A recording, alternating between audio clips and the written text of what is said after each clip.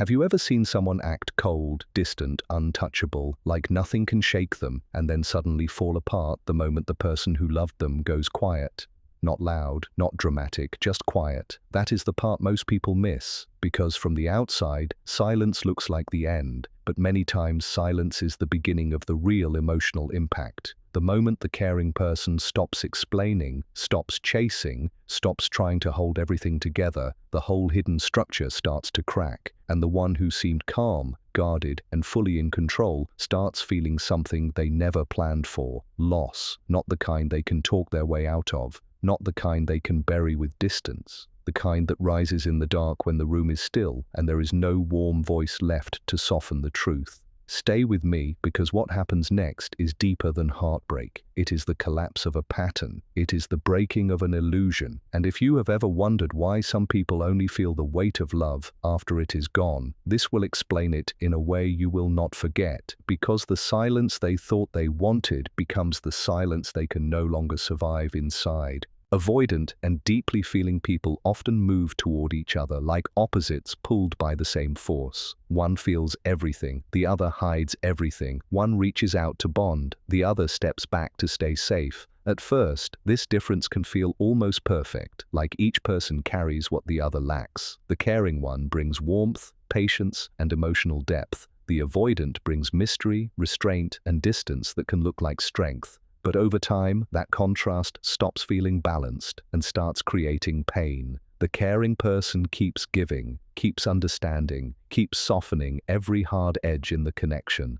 The avoidant keeps retreating, resisting, protecting themselves with silence, delay, and emotional walls. And the real collapse starts the moment the caring person stops feeding the pattern, because what the avoidant thought was control was often support they never fully noticed. They were not managing the relationship as much as they were leaning on someone else to keep it alive. The comfort, the patience, the constant return, the emotional repair after every withdrawal, all of that acted like a cushion. It protected them from feeling the full cost of their own distance. As long as someone kept reaching, they could keep running and still believe nothing important was breaking. But something was breaking, quietly, slowly, and when that quiet support disappears, they are finally left alone with everything they spent years trying not to feel.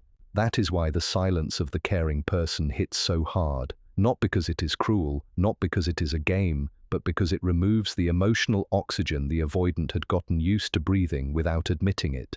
That warmth gave them comfort without demanding too much openness. It gave them reassurance without forcing deep emotional work. It let them feel chosen, valued, and wanted while still keeping one foot out the door. They may never say it out loud, but that steady love stabilized them. It made them feel emotionally held even while they avoided true vulnerability. And because that support was so consistent, they began to treat it like a permanent part of life. They assumed there would always be more time, more chances, more patience, more understanding. Then one day the energy changes. The messages become fewer, the explanations stop, the effort fades. Not from hate, from exhaustion, not from revenge, from truth. The silence says something simple and devastating: I cannot carry both hearts anymore. At first the avoidant may not even notice. They think it is a pause, a mood, a short break before things return to normal. But if the silence continues, something strange begins inside them. Their inner balance starts shaking. The system they leaned on without understanding begins to fail. And this is where the real unraveling starts. Not outside where people can see it. Inside where all the feelings they buried begin pressing upward at once. Avoidant people often believe distance is their strength. Pulling away feels powerful. Shutting down feels safe. Staying hard to reach feels like control. But when the caring person finally goes silent too, that same distance begins to turn on them. What once felt protective starts feeling empty. What once felt calm starts feeling cold. What once felt like independence starts feeling like isolation. And for the first time, there is no soft emotional presence filling the gaps. No patient heart smoothing over the rough places. No one translating silence into love. No one carrying the emotional weight they refused to touch. So now they are left with their own fear, their own insecurity, their own hunger for closeness, their own old wounds, and their own deep fear of being left behind. Everything they kept pushing down in the name of self-protection begins rising to the surface. This does not usually happen with a dramatic scene. It happens in moments. A quiet room, a memory, a message not sent, a normal day that suddenly feels too still. They start missing the warmth they once called too much. They start longing for the connection they claimed they did not need. They begin to see that the love they treated like a constant was never endless. It was generous, yes, but not endless. And now, without that steady emotional bridge, they feel the full weight of what they pushed away.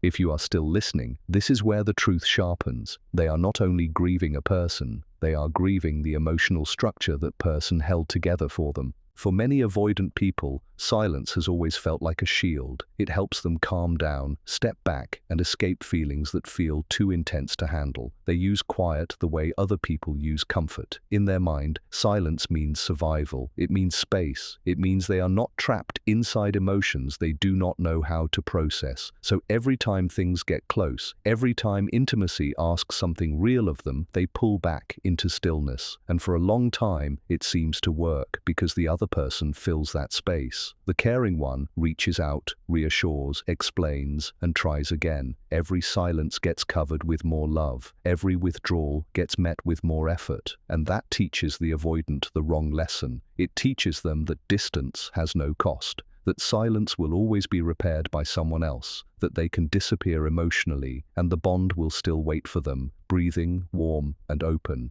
But then one day the caring person becomes silent too, not cold, not bitter, just done overextending, done speaking into walls, done trying to revive what keeps getting starved. And now the whole meaning of silence changes. It no longer feels like control, it feels like danger, it feels heavy, it feels like loss pressing down on the chest. Because this silence has meaning. It says, I will not chase this anymore. It says, I have reached the edge of what love alone can do. It says the distance now belongs to me. And that is when the avoidant begins to see that what they called strength was often fear wearing the mask of control. Once that realization starts, the silence becomes a mirror. And mirrors are hard for avoidant people because they do not only reflect what was done to them, they reflect what they have done. With no emotional noise left to distract them, they begin to face the parts of themselves they spent years outrunning. The fear of closeness, the fear of being known, the fear that they are not lovable if they are fully seen, the old pain from earlier years, the belief that vulnerability always ends in abandonment. As long as someone else kept talking, forgiving, and trying, they could stay focused on the other person. But now there is nowhere left to hide, no one left to soothe them back into numbness. No one left to carry the emotional labor for both people. So the inner confrontation begins, and this is why the collapse can feel so intense. They do not process emotion little by little. They often delay it, suppress it, and let it build in the dark. Then all at once it comes back. Loneliness, guilt, regret, longing, confusion, shame. A sense that they lost something real and may not be able to get it back. The mind starts replaying moments they brushed off before, the tenderness they ignored, the messages they left hanging, the chances they had to open up and did not take, the softness they rejected because it made them feel exposed. And here is the painful part. They begin to understand they were never really running from the other person. They were running from the vulnerability the relationship awakened in them. And now that vulnerability has nowhere left to go. What hurts even more is this. Many avoidant people expect pursuit. They expect the other person to circle back, to explain more, to repair more, to try harder, not always from cruelty or ego, but because that pattern became normal to them. They pull away and someone comes closer. They go quiet and someone fills the silence. They become hard to reach and someone proves love by reaching anyway. Over time, this creates a false sense of security. They feel wanted without risking too much openness. They feel important without fully showing up. So when they create distance, they often assume the same dance will happen again. More texts, more emotional honesty from the other side, more attempts to save the connection. But when none of that comes, when the caring person responds with peace instead of panic, something deep inside the avoidant cracks. Because peace is different. Arguments still mean emotional connection exists. Tears still mean the bond matters. Questions still mean someone is fighting for it. But peace can mean acceptance. Peace can mean the person who used to hold on has finally let go. That calm silence can terrify the avoidant more than anger ever could, because it reveals something they were not ready to face. The other person may no longer need them. And if the chase is gone, if the emotional pulling is gone, then they are forced to ask a question they have hidden from for years.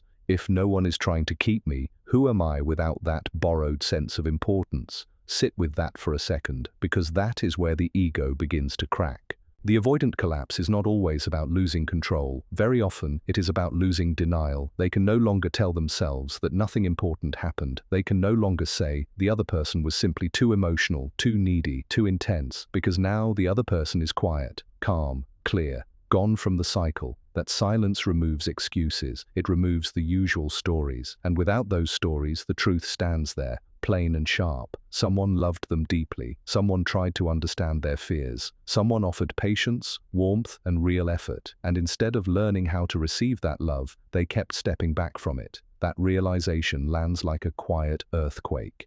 The mind starts rebuilding old memories with new meaning. Small moments become heavy. A simple check-in text, a gentle hand, a difficult conversation the other person tried to have with honesty and care. What once looked ordinary now feels priceless. What once felt easy to dismiss now looks like rare devotion. And this is where regret grows teeth, because they do not only realize they lost someone, they begin to understand why they lost them. Not because love was absent, but because fear kept blocking the door every time love tried to enter. Not because the other person was impossible to keep, but because they kept choosing defense over connection. And when that truth finally sinks in, it hurts in a very specific way. It is not just heartbreak. It is the pain of knowing they had chances, they had openings, they had moments to soften, stay, speak, and try, and they let those moments pass. That pain gets worse in quiet hours, late at night, early in the morning, on ordinary days when memory moves without warning.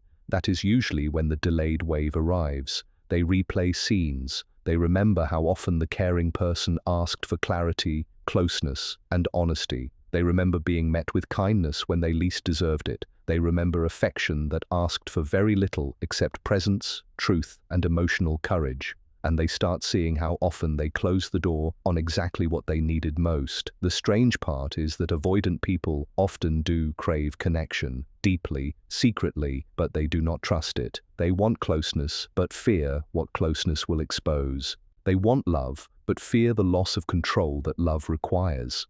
So they keep one hand reaching and one hand resisting. And in the end, that divided way of loving can destroy the very bond they secretly wished would save them.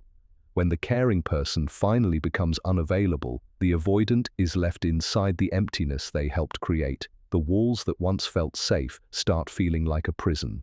The silence they used as protection starts echoing back at them. No warm energy softens it now. No forgiving heart turns it into another chance. And for the first time, they begin to understand that their coping style did not preserve the relationship. It slowly weakened it. Their emotional shutdowns did not keep them safe. They kept them alone. Their fear of opening up did not guard their heart. It kept their heart hungry. That is why this stage feels so brutal, because they are finally feeling the weight of choices they once treated as harmless. And still, the most painful lesson is often this one. The caring person did not leave because they stopped loving. They left because love without mutual effort becomes self-erasure. They left because carrying the whole emotional bond alone becomes unbearable. They left because after enough silence, enough distance, enough being taken for granted, even the softest heart must choose survival. That truth matters, because avoidant people sometimes tell themselves the ending happened suddenly, but it usually did not. The quiet ending was built from many small moments of being unseen, unheard, and emotionally unsupported. The caring person likely stayed longer than most would.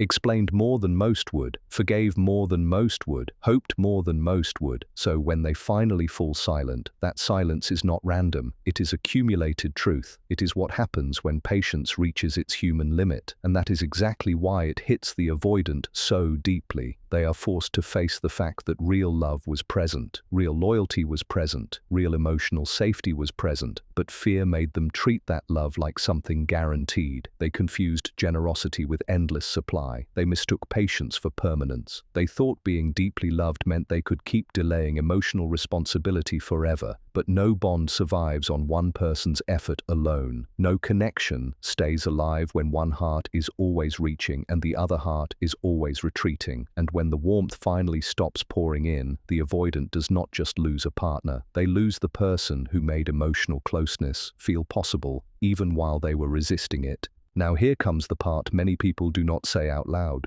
Some avoidant people will try to return when the silence becomes unbearable. They may reach out softly, indirectly, in small ways, a message, a memory, a question that hides the real question. Because once the emptiness gets loud enough, they start looking for the warmth they once kept at a distance. But reaching out is not the same as changing. Missing someone is not the same as becoming emotionally available. Feeling regret is not the same as learning how to stay open when closeness feels scary. And that is why silence becomes such a powerful teacher. It shows what was lost, yes, but it also exposes what still has not been healed. If the avoidant truly wants something different, then the work begins inside them, not in a perfect text, not in a dramatic confession, in honest self-confrontation, in learning to sit with discomfort instead of fleeing it, in learning that love is not maintained by longing alone, but by presence, honesty, repair, and consistency. This matters because many people confuse pain with transformation. Pain can wake someone up, but it does not automatically remake them. That takes effort, that takes humility, that takes the courage to stop blaming closeness for wounds that were never created by closeness in the first place. So if they feel the collapse, good, that means the numbness has cracked. But what they do after that crack is what decides whether the old pattern repeats or finally ends. Keep listening, because this is where the script turns from sorrow into truth. The silence is not just exposing loss, it is offering a final mirror. In that mirror,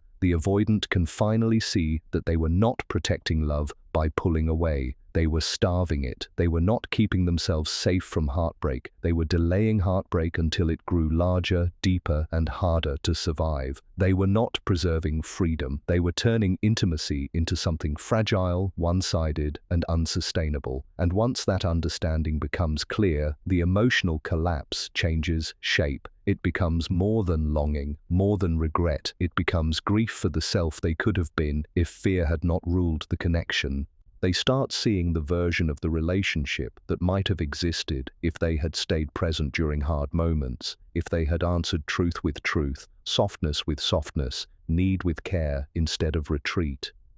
That imagined future can haunt them, not because it was fake, but because it was possible. And this is why the caring person's silence feels so final. It does not shout, it does not argue, it does not beg to be understood. It simply stands there as proof that love can end when fear keeps winning. And for someone who thought there would always be another chance, that reality is devastating. They realize the person who once gave everything is no longer trying to rescue what they kept wounding. They realize the peace on the other side of that silence means the bond has changed shape, maybe forever. And the hardest truth of all begins to settle in. They were not abandoned by love, they were confronted by the cost of refusing it. What makes this even more painful is that avoidant people are often not heartless at all. They feel deeply, they just feel in a delayed way, in private, and through layers of defense that make their emotions hard to show in real time. So when the collapse comes, it can hit with surprising force. They may look calm outside while chaos moves inside. They may seem normal while replaying everything in silence. They may continue daily life while carrying a heavy awareness they do not know how to express, and because they are not used to processing emotion openly, the inner storm can feel even more overwhelming. Regret becomes obsessive, memories sharpen, what they once minimized now feels huge.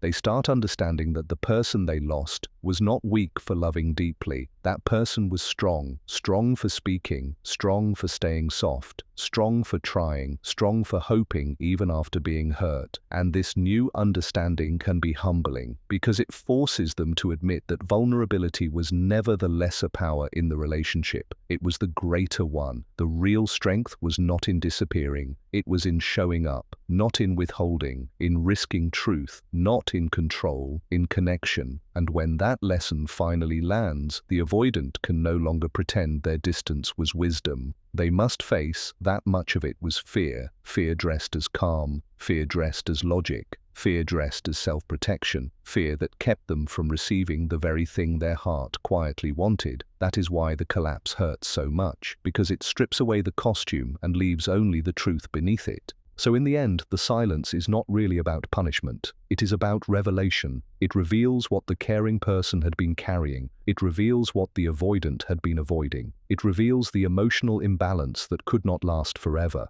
And it reveals, with painful clarity, that real love cannot survive on borrowed effort forever. Someone can be patient, someone can be loyal, someone can keep reaching across distance again and again. But if the other person keeps mistaking safety for something optional, the connection slowly bleeds out. Then one day the reaching stops. The room gets quiet.